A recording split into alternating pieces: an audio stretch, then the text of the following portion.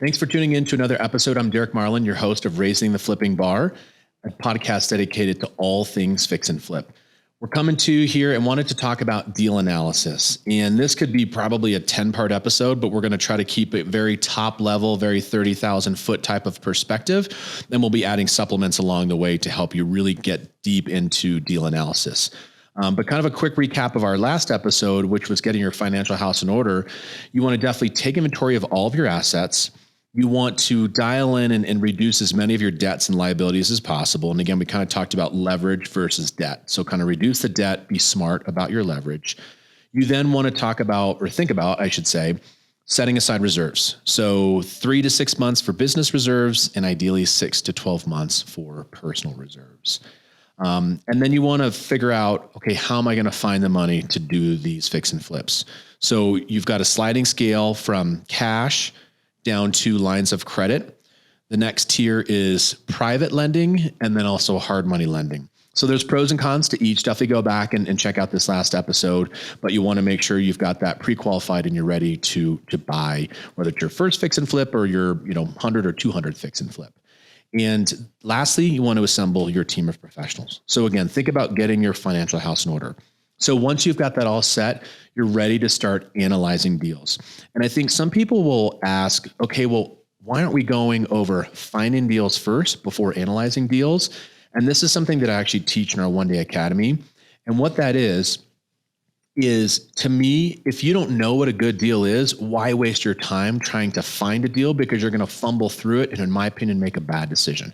So let's dive into deal analysis. Really, the best way that I want to look at it is, what is your sweet spot? So I'm going to define our sweet spot at Elevation as a company, and then you as the individual investor or other companies out there can kind of put your specific taste and your specific stamp on what you want to focus on. So for us, the context as we're setting the stage for this episode are we actually do condos and townhomes all the way up to single family flips. And so for the most part, we're ideally for condos and townhomes, we're doing properties that are selling under $400,000. Again, this is in the Metro Denver market. So for those of you listening in other areas, that's probably either super cheap or super expensive. The condos and townhomes that we do are on average about a 30 to a 60-day project. And some people are probably saying, oh man, that's pretty fast, or maybe slow, depending upon how fast you are. This is us 7 years into our business with a small staff to make things go really, really quickly. Typically, we're doing rehab that's a little more cosmetic in nature, and we're doing properties for condos and townhomes that are usually under 1,000 square feet. Jump to the single family rehab side of things. So those are single family homes. They are typically not attached. So they're not duplexes. They're not townhomes. They're not condos. They're single structures.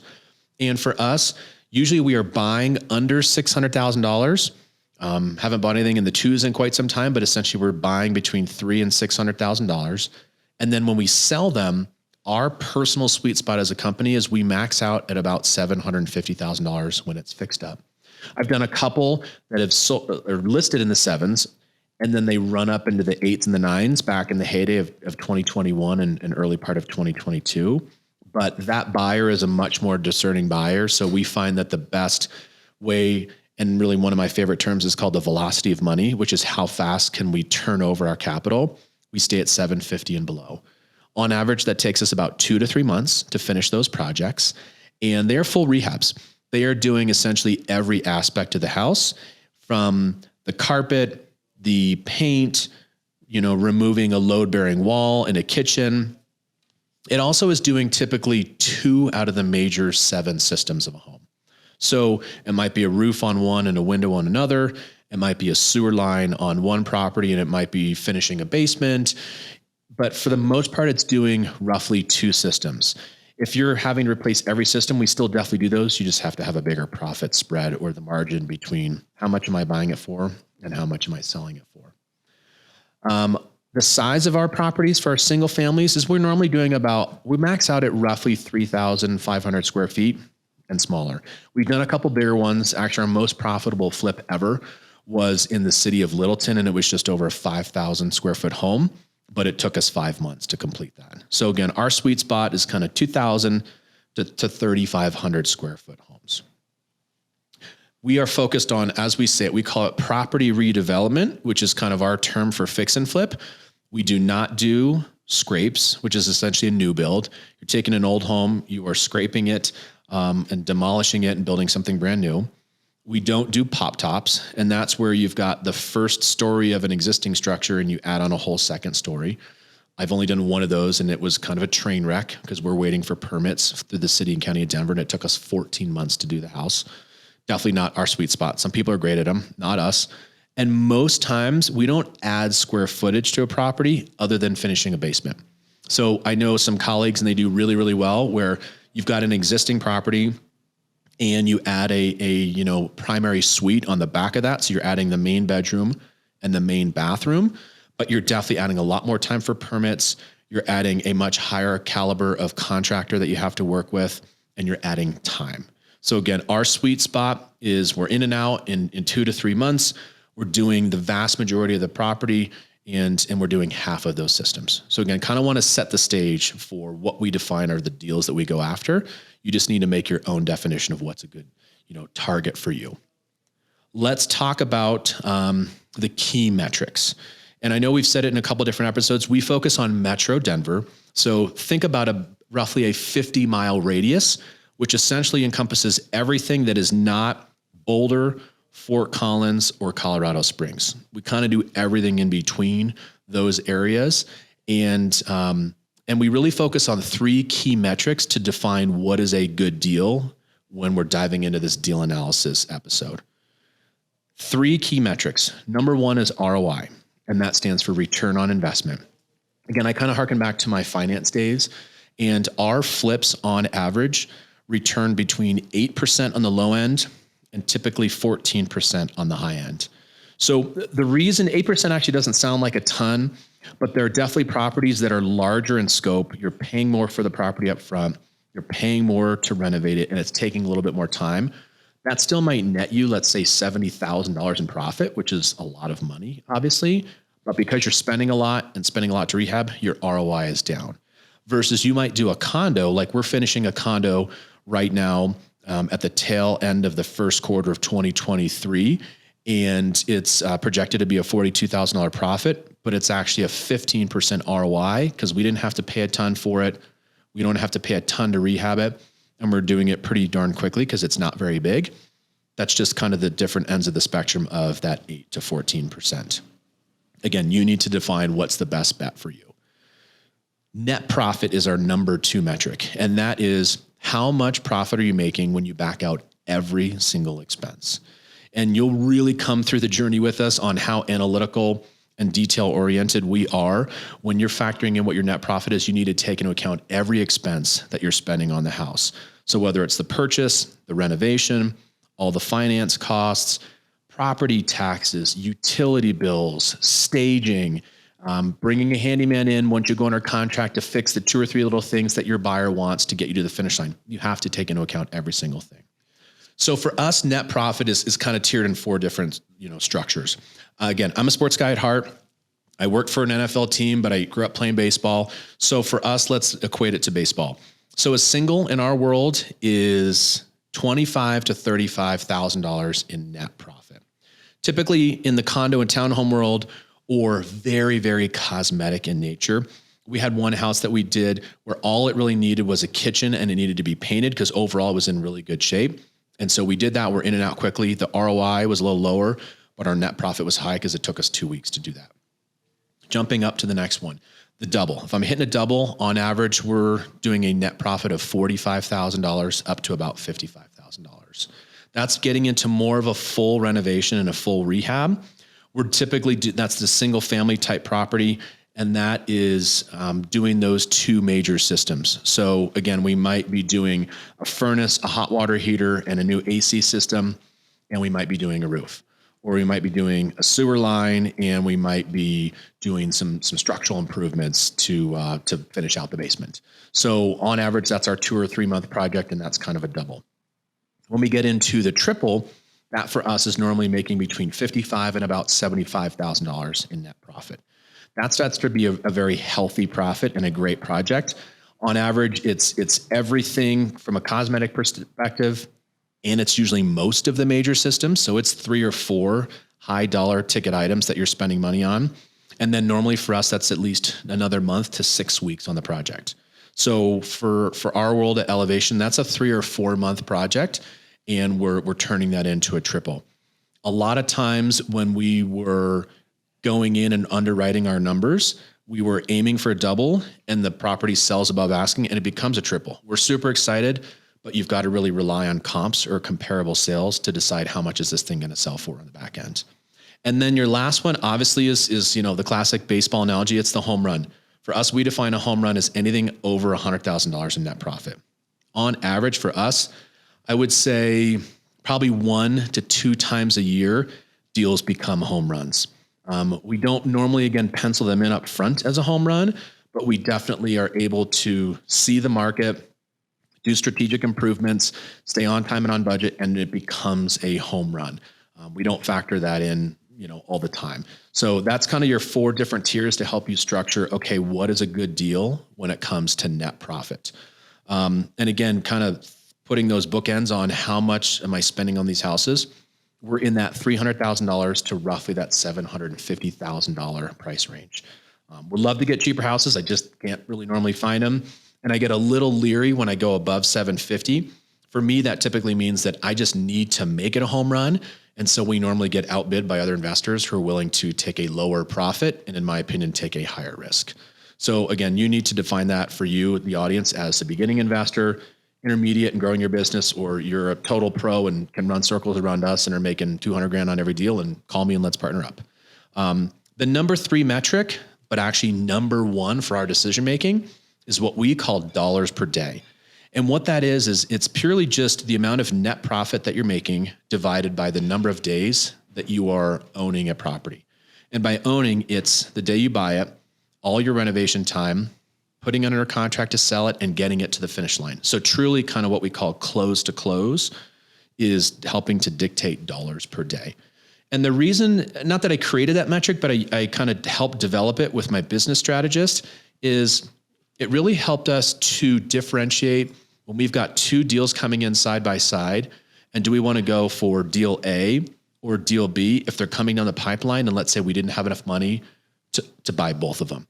And so the way that I always bring this up as an example is, if I'm going to give you an example of, do you want to make 42 grand on a property in net profit, or do you want to make 58? Well, the answer obviously is it depends on how big of a project is it. A lot of times, if I can get through that $42,000, project, like I talked about with our condo, I'm going to do that because theoretically I could do that twice and make more than $58,000 in one bigger project. Again, all things being equal, we know that deals don't come down the pipeline at the exact same time, but dollars per day really help us define that metric. And so for us, the minimum net profit and dollars per day that I want to make is $400 in net profit a day. We'd really like to shoot for 500 and above, but kind of our baseline or our minimum is $400 per day in net profit. So that's really how we look at it, is we look at dollars per day. We look at net profit as number 2, and we actually look at ROI as number 3. I still want to look at ROI because if you think back to the market and the finance side of things of where you could put your money, you need to be careful, because if you're making only a 5% return, you could buy treasuries right now. I mean, you could probably even put your money in a CD and make 5% virtually risk-free, far less brain damage, and do nothing. So in real estate investing, you ideally need to be in that 10 to 15% ROI range. And that's actually why we look at that as the third metric. So let's jump into, why is it important to stick to your guidelines? What I find with a lot of the folks that we coach and consult with are, you spend hours and hours and hours analyzing deals, and they're just not good deals. So it's okay to analyze deals, but you should spend that 5 minutes, what we actually call 5-minute math, that we'll get to in future episodes, and just move on to the next one. You don't want to do that. And you also, more importantly, don't want to make the numbers work just because you're plugging them into a spreadsheet. So don't spend tons and tons of time on just deals that don't work. The other thing is analysis paralysis. So you probably heard that phrase before, but that really means it's just the fear of even getting started. If you know your numbers and you've got spreadsheets to determine that, and you've got guidelines of what you're trying to focus on, it'll help you get into doing more deals or just discarding the deals that don't make any sense. And the other one is the ARV, which stands for after repair value. Again, we'll dive into that far, far deeper in future episodes, but that's figuring out how much does this sell for when it's done, when compared to other properties that are similar in size, similar in style, and similar in bedrooms and bathrooms. So you're comparing kind of truly apples to apples, as they say, and not apples to spinach, as one of our former employees used to say. So you want to look at how much can I sell this thing for on the back end and not take just the one highest comp and the outlier that sold 6 months ago. The other thing is you want to dive into how do I get through these properties quickly? And I kind of mentioned it before, but I'm going to give you just a quick down and dirty, nice metric on how to decide, hey, is this a deal that I need to spend more than 5 minutes analyzing? And that's your overall profit spread. And so for that, it is for cosmetic properties where you're doing, again, kind of the fancy stuff, but not the major systems. On average, we need about $150,000 in spread from how much I'm buying it for to how much I'm selling it for. And that will work itself out to fit those metrics that we talked about earlier. If you're doing a major renovation, a whole house renovation, it's taking you 3 or 4 months, you're spending over $100,000 in rehab. We normally need a $200,000 spread from where I'm buying it to where I'm selling it. So if we think about that $200,000 spread, that really is critical because that gets us the net profit that we want, the dollars per day that we want, and ideally that ROI. But if you don't have that, you're just working on deals that, in my opinion, are too thin. Again, that's Metro Denver. So we might be thinking about other markets where, like I've got family that lives in the deep South, for example, and what they can pay for a house and what they can pay for labor always makes me super, super jealous. So they could probably have healthy profit margins with barely $100,000 in spread. In Metro Denver, we have a labor shortage. We have supply chain issues. We've got an imbalance in supply and demand. That's just the profit spreads that we see that we need to make these profitable projects for us. Then let me give you some quick napkin math numbers to use as well to determine how much am I going to spend fixing up these properties. On average, we're spending $40 per square foot for cosmetic remodels. So again, think back to the condo example where obviously in a condo community, you're not touching the roof, you're not touching the sewer line, you are just doing the interior guts of your house, and we have 1,000 square foot condo, we're going to spend on average $40 a square foot. Sometimes we can spend a little less. Sometimes we can spend a little more, but that's your quick napkin math to make sure, okay, is this a deal worth writing an offer on, going and seeing in person and taking that next level analysis? If we go to full rehabs, we're then spending on average about $65 a square foot. Sadly, over the last 3 years, our project manager has done a great job of updating our budgeting tool and the sheet that we use to how much are we going to spend renovating properties. And we're on version 5.0. It's not going backwards. Labor, I think, is coming down just a touch in Metro Denver, but not too terribly much. So we are spending on average $65 a square foot. So if we're thinking about a 2,000 square foot ranch, where again, we're doing everything, we're probably finishing the basement, we're probably doing 2 out of the 6 or 7 major systems, we're spending, $130 to $140,000. I should also bookend that with giving you some deeper information on we are typically using general contractors. So you could cut your costs by doing work yourself. You could cut costs by hiring, the man or woman who's going to do a good chunk of the work themselves and then sub out your major systems. So whether it's your plumbing, your electric, your mechanical, but time is also money. So in our world, all these numbers that I'm quoting you are to have general contractors. And really then it boils down to knowing your numbers. You want to really have those rehab costs on the napkin math level dialed in before you see properties in person. You want to have your holding costs figured out. So we talked about getting your financial house in order. You need to know the amount of interest that you're paying on any given project. And then you need to know your sales and your listing cost. So how much are you paying your real estate agents? How much are you paying the title company to close the deal? Staging, property insurance. So you need to know all those numbers so that you know, how do I analyze a deal and is it a good deal for me? Let's take a little bit as we kind of wrap up this tail end of this episode of diving into deal analysis, which is talking about hitting your initial metrics, talking about looking at photos versus doing things in person, and also when to write an offer. So again, let's think about kind of us as a company. We're talking to in year 7. We've got a small staff, so we can churn through things a lot faster. I do want to acknowledge when I first started as a one-person company, I was obviously underwriting the deals myself. I was looking at them far more often in person than before I had them either an offer written on them or under contract. And then you kind of move up the scale as you get more experience. So ideally, if you can hopefully learn from some of my, not mistakes necessarily, but just my learning curve, it would be looking at as many deals on the MLS, either yourself or through your real estate partners that you're working with, trying to see photos, trying to see videos, working with wholesalers that are going to give you that information to budget appropriately, and then decide, do you want to write an offer or do you want to see it in person? If you just look at the pure kind of time you spend running around looking at deals, how many properties can you look at once? If you are driving between a couple places, spending an hour in each one, you're looking at maybe 4 properties a day. The math just doesn't work. In this competitive Metro Denver market, you need to look at a lot more deals than that. So ideally, it's doing as much due diligence up front, doing it online, looking at photos, and then double checking your numbers and seeing things in person. Plus, it also helps you kind of keep credibility with other real estate agents, other investors, and other wholesalers so that you're not kind of wasting their time if you don't know your numbers and you can't pull the trigger. So really keep that in mind. Definitely when you go under contract, that's when you dive into the second level of analysis. You bring in structural engineers, you do sewer scopes, you do roof inspections. So again, we'll have future episodes to dive into that. But knowing your numbers and how to analyze deals is going to be critical and paramount to your success. This is definitely, as we kind of wind down this episode, I want you to reach out to us with questions. Definitely always interested in comments too. So I'm loving to know, or I'd love to know how much other people are spending on their rehabs in Metro Denver and kind of other tricks of the trade. This is where we want to build that community. So whether it's email, whether it's DMs, text, whatever, reach out to us, give us a call on the phone. For those of you that reach out to us, we're actually also happy to provide our deal analyzer spreadsheet.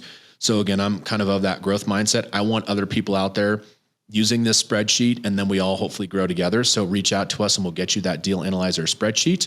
But again, as we close out this episode, know your numbers, dive into that kind of napkin math before you go to a deeper level, and then you can get into analyzing those deals. So again, I'm Derek Marlin. Thank you for tuning in to Raising the Flipping Bar, and we'll catch you on the flip side.